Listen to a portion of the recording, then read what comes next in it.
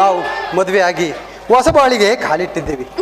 ಈ ಹೊಸ ಬಾಳಿನಲ್ಲಿ ಹೃದಯ ತುಂಬಿ ಮೆದುಳು ಒಮ್ಮಿ, ನಾಲಿಗೆಯು ಚಡಪಡಿಸುತ್ತಿದೆ ಮಾತನಾಡಲು ಒಮ್ಮಿ. ಮೈ ಮನಗಳು ನರ ನಾಡಿಗಳು ನಿನ್ನ ಹೆಸರನ್ನೇ ಮಿಡಿಯುತ್ತಿದೆ.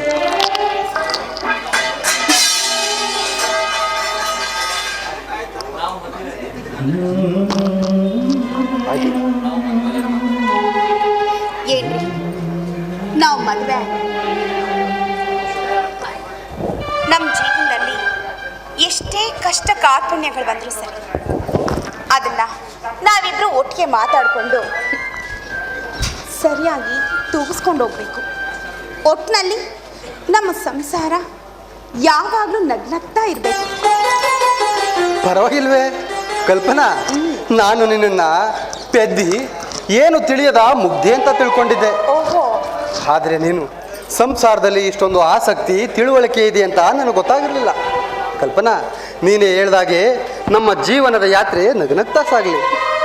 ಏನು ಯಾವ ಜನ್ಮದಲ್ಲಿ ಏನು ಪುಣ್ಯ ಮಾಡಿದ್ನೋ ಏನೋ ಗೊತ್ತಿಲ್ಲ, ನಿಮ್ಮಂಥ ಗಂಡನ್ನ ಪಡೆಯೋದಕ್ಕೆ 7 ಜನ್ಮದಲ್ಲೂ ನಾನು ಪುಣ್ಯ ಮಾಡಿದ್ದೆ. ಏ ಕಲ್ಪನಾ, ನನ್ನನ್ನು ಹೊಗಳಿ ಅಟ್ಟಕ್ಕೇರಿಸ್ಬೇಡ. 2 ಜೀವ ನಿನಗೋಸ್ಕರ ಕಾಯ್ತಾ ಇದೆ ಅಂತ ಹೇಳ್ದಿಲ್ಲ, ಅದು ನಿಮ್ಮ ಅಣ್ಣಂದ್ರು ತಾನೇ? ಹೌದು, ನಾನು ಯಾವ ಜನ್ಮದಲ್ಲಿ ಏನು ಪುಣ್ಯ ಮಾಡಿದ್ನೋ ಏನೋ ಗೊತ್ತಿಲ್ಲ. ಒಬ್ಬ ಅಣ್ಣ ಕಣ್ಣಾಗಿ ಕಾಪಾಡಿದ್ರೆ ಇನ್ನೊಬ್ಬ ಅಣ್ಣ ಇದನ್ನಲ್ಲ, ಆ ಕಣ್ಣಿಗೆ ರೆಪ್ಪೆ ಆಗಿ ನನ್ನನ್ನು ಇಷ್ಟು ದಿವಸದವರೆಗೂ ಕಾಯ್ಕೊಂಡು ಬಂದ. ಹೌದು ಕಲ್ಪನಾ, ನಿನ್ನ ಯಾವುದೋ ಜನ್ಮದ ಪುಣ್ಯ ಇಂತಹ ಅಣ್ಣಂದ್ರು ಸಿಕ್ಕಿರೋದು. ಇಲ್ಲಿವರೆಗೂ ಅವರು ನಿನ್ನನ್ನು ಸಾಕಿ ಸಲುಹಿ ದೊಡ್ಡವಳನ್ನಾಗಿ ಮಾಡಿ ನನ್ನ ಕೈಗಿಟ್ಟಿದ್ದಾರೆ. ಇನ್ನು ಮುಂದೆ ನಾನು ನಿನ್ನನ್ನು ಹೂವು ನೋಡ್ಕೊಂಡಂಗೆ ನೋಡ್ಕೋತೀನಿ.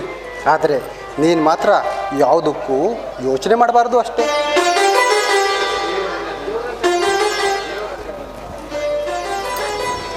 ನೀವು ದೇವ್ರಂತ ಗಂಡ ಕಣ್ರಿ, ನಾನು ಯಾಕೆ ಯೋಚನೆ ಮಾಡಲಿ? ಆದರೆ ಒಂದು, ನಾನು ಯಾವಾಗ ನಮ್ಮ ಅಣ್ಣನ ನೋಡಬೇಕು ಅಂತೀನೋ ಆಗ ನೀವು ಕಳಿಸ್ಕೊಡ್ಬೇಕು ಅಷ್ಟೇ. ಏ ಕಲ್ಪನಾ, ನನ್ನನ್ನು ಅಷ್ಟೊಂದು ಕಟ್ಕೊ ಅಂತ ತಿಳ್ಕೊಂಡಿದೀಯಾ? ಇಷ್ಟೇನಾ ನೀನು ನನ್ನನ್ನು ಅರ್ಥ ಮಾಡ್ಕೊಂಡಿರೋದು? ನೀನು ಯಾವಾಗ ನಿಮ್ಮ ಅಣ್ಣಂದ್ರನ್ನು ನೋಡಬೇಕು ಅನಿಸುತ್ತೋ ಆವಾಗಲೇ ಕರ್ಕೊಂಡು ಹೋಗ್ತೀನಿ. ಕಲ್ಪನಾ, ಸುಖ ಅನುಭವಿಸ್ಬೇಕಾದಂಥ ಹೊತ್ತಿನಲ್ಲಿ ನಮ್ಮ ಟೈಮ್ನೆಲ್ಲ ಹಾಳು ಮಾಡ್ಕೋತಾ ಇದ್ದೀವಿ ಅಷ್ಟೇ. ಈಗಲಾದರೂ ನಿನ್ನ ನಗ್ಮುಖ ತೋರಿಸ್ಬಾರ್ದಾ? ಸಾರಿ ಕಣ್ರಿ, ದಯವಿಟ್ಟು ನನ್ನ ಕ್ಷಮಿಸ್ಬಿಡಿ. ಸುಖ ಕೊಡೋ ಹೊತ್ತಲ್ಲಿ ಅಣ್ಣ ಅಂತ ನಾನು ನಿಮ್ಮ ಮೂಡ ಹಾಳು ಮಾಡಿದೆ. ಕಲ್ಪನಾ, ಇದನ್ನೇ ಬೇಡ ಅನ್ನೋದು. ಕಷ್ಟ ಸುಖಗಳನ್ನು ಇಂಥ ಟೈಮ್ನಲ್ಲೇ ಹಂಚ್ಕೋಬೇಕು, ಆಗಲೇ ಹೆಚ್ಚಿಗೆ ಸುಖ ಸಿಕ್ಕೋದು. ಕಲ್ಪನಾ, ನಿನ್ನನ್ನು ನೋಡ್ತಾ ಇದ್ರೆ ನೋಡ್ತಾನೆ ಇರಬೇಕು ಅನಿಸುತ್ತೆ. ಆಹಾ, ನೀವು ಈ ಥರ ನೋಡ್ತಾ ಇದ್ರೆ ನಂಗೆ ನಾಚಿಕೆ ಆಗುತ್ತೆ. ಏ, ಮದುವೆ ಆದಮೇಲೆ ನಾಚಿಕೆ ಅನ್ನೋದು ಇರಬಾರ್ದು. ಬಾರೇ ನನ್ನ ಮುದ್ದಿನ ರಾಣಿ. ಏನ್ರಿ, ಇಷ್ಟು ದಿವಸ ನನಗೆ 2 ಅಣ್ಣಂದಿರು. ಅವರು Zoom